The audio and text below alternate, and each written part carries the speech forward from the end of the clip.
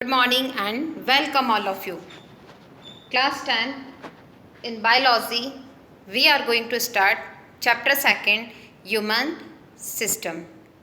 In this chapter we have learned the more about our human system like digestive system, respiration and respiratory system, blood and circulatory system, excretory system, reproduction system, nerves and endocrine system. So let's start.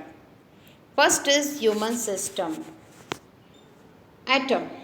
Atom is the smallest individual particle, यानी हमारी body का सबसे छोटा particle जिसके और अधिक टुकड़े नहीं हो सकते, उसको और डिवाइड नहीं कर सकते, तो वो बनते हैं atom.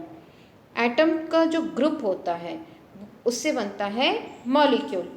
Group of atom performs molecules. Molecule में एलिमेंट, कंपाउंड ये सभी हो सकते हैं. Elements, compounds and molecule make cell. Cell is the basic structural and functional unit.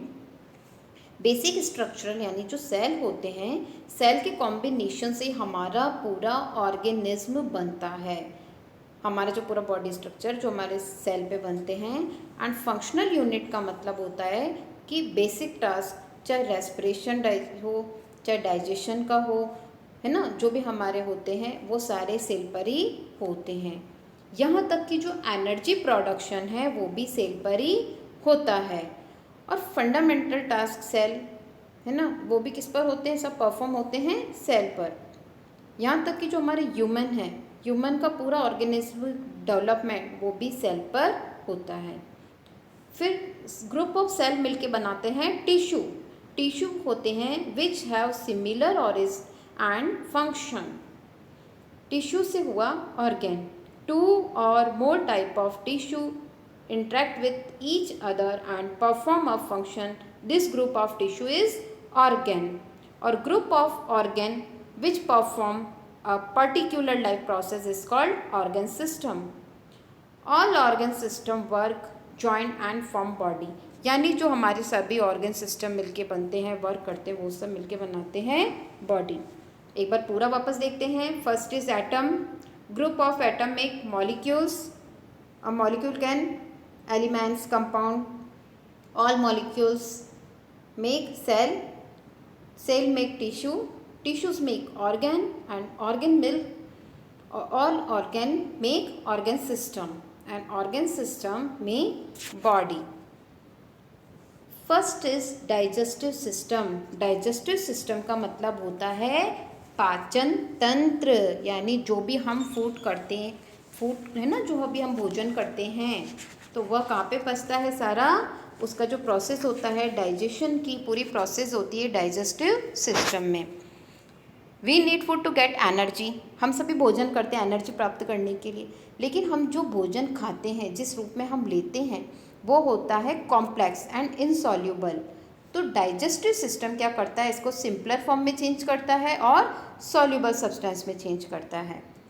Digestion is the process of breaking down of complex and insoluble substance like carbohydrate, fat, protein, vitamin into simpler and soluble substance, fatty acid, glucose, amino acid, so they can be easily absorbed and utilized in body. यानी जो हम भोजन कर रहे हैं उसको simpler and soluble substance में change करना, ताकि हमारी पूरी बॉडी तक इनको इजीली पहुंचाया जाए. और यह वर्क करता है ब्लड. तो हम देखेंगे कि जो डाइजेस्टिव सिस्टम है इसमें कितने पार्ट्स होते हैं. डाइजेस्टिव सिस्टम जो है यहाँ पे ऑर्गन और ग्लैंड से मिलके बनता है. Organs mouth, pharynx, oesophagus, stomach, small intestine, large intestine, rectum. ये सब जो ऑर्गन्स है यह मिलके बनाते हैं एलिमेंट्री कैनल. नेक्स्ट है gland, salivary gland, liver and pancreas. इन सारे बॉडी पार्ट्स को एक बार हम डायग्राम में देखते हैं और समझते हैं कि कौन सा कहाँ पर है. फर्स्ट हमने बोला यहाँ पर माउथ. देखिए आप यहाँ से माउथ. माउथ के बाद में था फेरिंग्स. तो हम जो भी भोजन करते हैं, यानी जो हम फूड है ना, वी टेक फूड, वो यहाँ से मुंह से होते हुए, माउथ से होते हुए फेरिंग्स में यहाँ से हुआ। नेक्स्ट उसकी प्रोसेस होती है एसोफेगस। एसोफेगस जो ये यहाँ से इनको ज्वाइन कर रही है, एसोफेगस। यहाँ से होता हुआ स्टमक, स्टमक से यह हुआ स्मॉल इंटेस्टाइन, यहाँ से ये हुआ लार्ज इंटेस्टाइन, और यहाँ से होता हुआ रेक्टम और एनस के थ्रू हमारा जो वेस्टेज होता है वो बाहर आता है। तो ये जो थे सब एलिमेंट्री कैनल थे। नेक्स्ट जो मैंने आपको बताया ग्लैंड। ग्लैंड क्या होते हैं, जो उसको एक पूरा डाइजेस्टिव प्रोसेस को रास्ता प्रोवाइड कराते हैं। इसमें फर्स्ट है सैलिवरी ग्लैंड, यहाँ पे ऊपर आप देखिए सैलिवरी ग्लैंड। नेक्स्ट है अपना लीवर, थर्ड है अपना पैंक्रियास। तो यह सारे जो पार्ट्स हैं यह हैं डाइजेस्टिव सिस्टम के। नेक्स्ट हम देखेंगे यहाँ पर digestive system.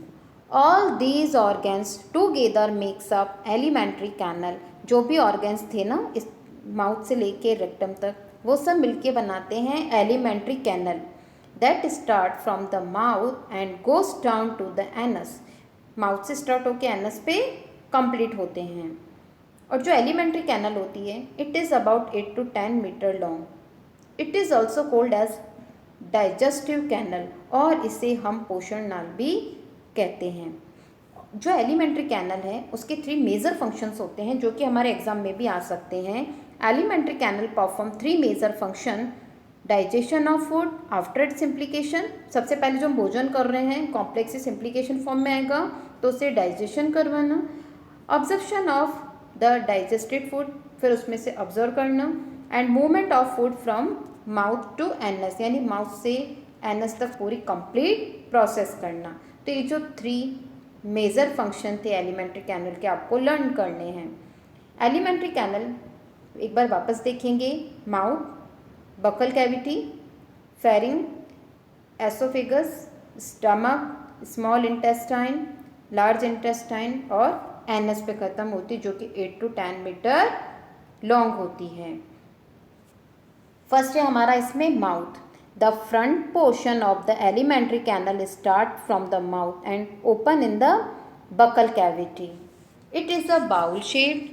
The upper portion of the mouth has the hard and lower portion has the soft palate. हमने देखा होगा जो हमारा मुंह है, माउथ है, इसमें आप अपने ऊपर की तरफ कभी फिंगर को देखिएगा, ऊपर टच करके देखेंगे तो जो अपर पोर्शन है हमारे मुंह का ऊपर हिस्सा वो हार्ड होता है, और जो नीचे की तरफ होता है वह एकदम सॉफ्ट होता है. A muscular tongue that can rotate all round is present within the buccal cavity. The tongue is attached to the basal posterior part of the buccal cavity through frenulum lingual and it goes up to the middle part of the buccal cavity. यानी जो हमारी जीभ होती है मुंह के आगे की तरफ जो होती है ना तलवे, वो किस पर होती है? फ्रेनुलर लिंगुअल. और जो कहाँ तक होती है? हमारे मुंह के मिडल तक होती है. The mouth is surrounded by 2 muscular lips. और जो हमारा मुंह होता है, मुख, वो 2 मौसल होठों से घिरा हुआ होता है. Which help to open and close the mouth. यानी 2 लिप्स आपने देखे यहाँ पे, हमारा मुंह, यहाँ पे आगे क्या होते हैं? 2 लिप्स होते हैं जो कि मुंह को खोलने और बंद करने, भोजन को पकड़ने में सब में हेल्प करता है. And capture the food. Both the jaws, which are found in upper and lower portion of the mouth, have a set of 16 teeth. और यहाँ पे ऊपर और नीचे भाग में कितने? 16 यानी 32 टीथ होते हैं. एक नॉर्मली जो हम बात करते हैं तो हमारे कितने टीथ होते हैं? 32. All teeth are located in a coop found in the jaw. Such a mold is called gum. This position of jaw and teeth is called a thecodont. Humans have diphthodont type of teeth arrangement in which 2 different type of teeth with temporary teeth and permanent teeth are found in their lifespan. यानी जो इंसान होते हैं हमारे जीवन काल में 2 प्रकार के दांत होते हैं. एक तो होते हैं टेम्परेरी, जो छोटे बच्चों के आपने देखे होंगे एक बार दांत आने के बाद टूटते हैं। फिर नेक्स्ट हमारे आते हैं परमानेंट। तो जो हमारे टीथ होते हैं, टीथ आर 4 टाइप, है ना, there are 4 type of teeth.